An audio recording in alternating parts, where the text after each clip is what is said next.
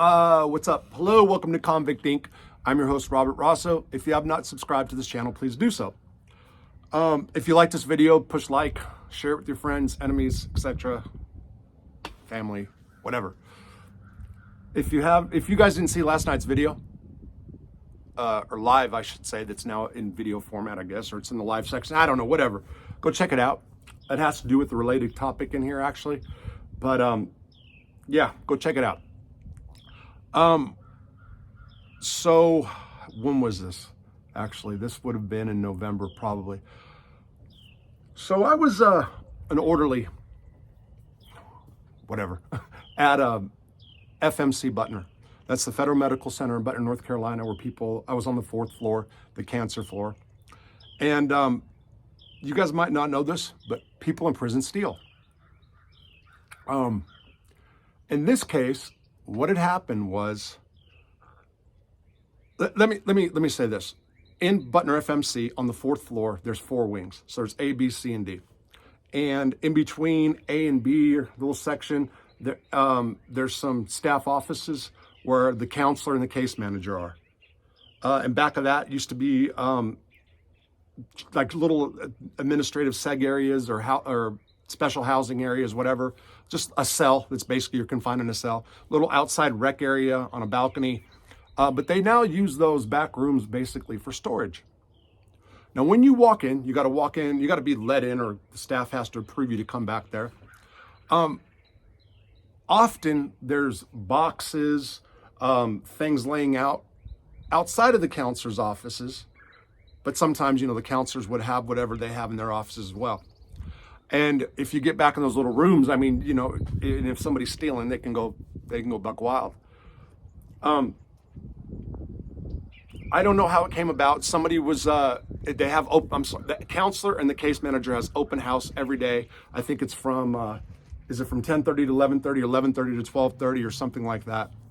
And at that time, inmates go talk to their counselors, case managers about whatever they have going on.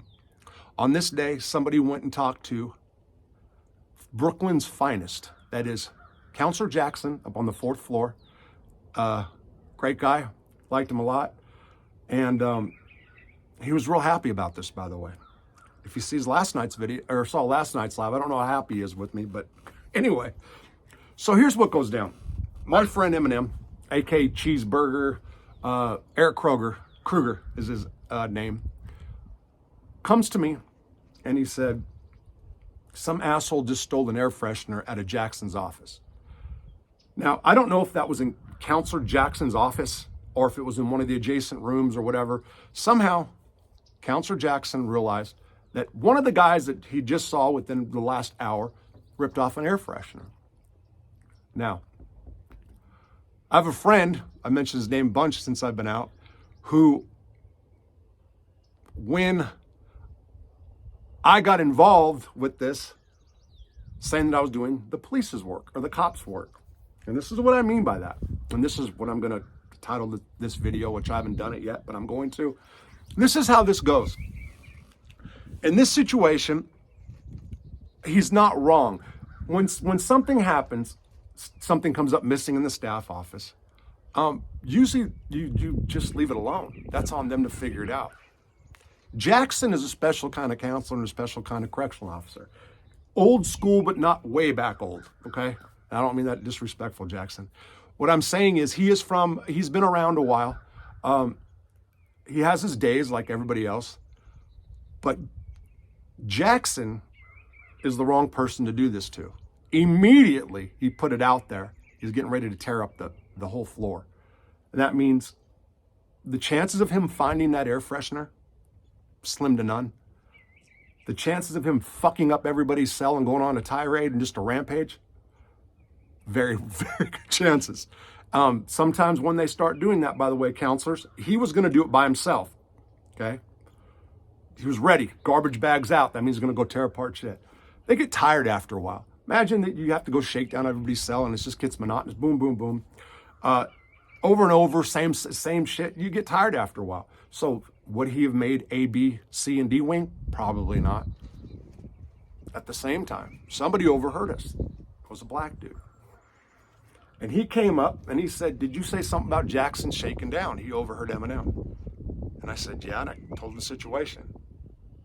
This guy leaves, comes back, and he's frantic. He goes, "You think he's going to," and I'm not going to say the block because the guy's still there, "Do you think he's going to this wing?" And I said, "Man, I don't know." He's like, "Fuck, we're shining." And that means they were making moonshine. They made some hooch, wine, whatever you want to call it, and they were cooking it off, turning it into clear. They had their steel running, and this is daytime, so it was actually a ballsy move to do it. They had a really good incognito setup, I'll say that. Very, very good. And matter of fact, I didn't go tell none of the white dudes about this. Matter of fact, to this day, my friend Eminem doesn't even know that. So what happens is, I knew where some old air fresheners were. Look at last night's live. I knew where some old air fresheners were. And what I'm talking about is the kind you plug in that shoots out, the badass kind, okay? They go for like $25 in prison on the black market.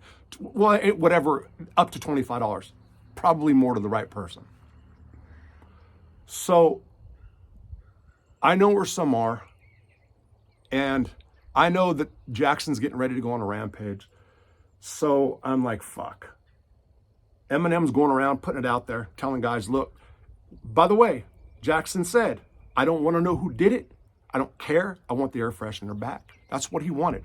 And he was kind of giving us time to work it out ourselves. I found out where that air freshener went.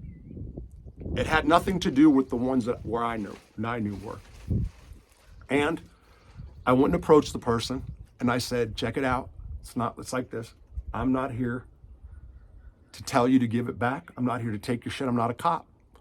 Here's the situation. Now, this guy was relatively new. As a matter of fact, I think he was in there the first time. They took it and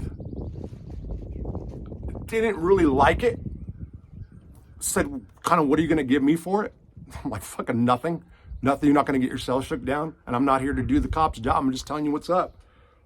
Long story short, he gave it up. I ended up, stupid fly. He gave it to me. Now, Jackson's my boss. Like I said, I wasn't the top orderly by no means. I was just, like I said, I went in with the bum knee and a bum shoulder. I really couldn't do much, and I told them that. Didn't have much time. So they just needed a replacement, and I helped them with other guys to tell them what to do with certain jobs, and I took the trash out. But when I came back in and gave Jackson that, hey, he was so stoked, right? He was so happy because he really didn't want to shake down. I didn't know at the time. I knew he was mad. But my friend then just told me I did cops work, And I've said this before. When I went back this time, I kind of got in that prison mentality, and I think I know a little bit more about that now than I have. I think it was because for about a decade after I remained clear conduct for a long time, even though I was in prison, even though I had a life sentence, even though I got high at times, even though I was into politics kind of at certain times, I wasn't playing prison. I didn't want to get into trouble, meaning I didn't want to get into trouble. So there was times to where I wanted to fight or do certain things, and I didn't because I didn't want to get into trouble. And that's for a bunch of reasons. So I think this time what happened was I knew they couldn't hold me more than X amount of months, 14, actually up to 15 months. And I didn't care. And I was still kind of pissed off about going in there, but the way that I got arrested. I think that kind of stayed with me on and off, throughout my year that I was in jail or whatever, back in prison. But I will say it to Jackson. Now it was. I felt kind of fucked up after getting that, knowing that I had been involved in the other air fresheners, which is about that live, talks about it from last night. And I don't want you to think I took anything else there. I sincerely got that one from the appropriate party, and almost got in shit for doing your job. But I had one of my friends that really actually clowned me and Eminem about it really bad. I mean, he really wrote us about doing cops work. And there'll be comments in this section that'll talk about it and all that, and I get it, whatever. If I would have drank, I would have went and got a pint, or at least a half pint, because it was pints. What they're man, they're like $70 in there for a pint of shine. Anyway, this will be a short video, not too long. I just wanted to talk about that. Yeah, it was something. And my friend, like I said, who was riding us about doing the cops work, kind of got to me. He said, when you do your video about this, make sure you're saying you're doing the cops' job. So this one's for you, bro. You'll see this sooner or later. Take care.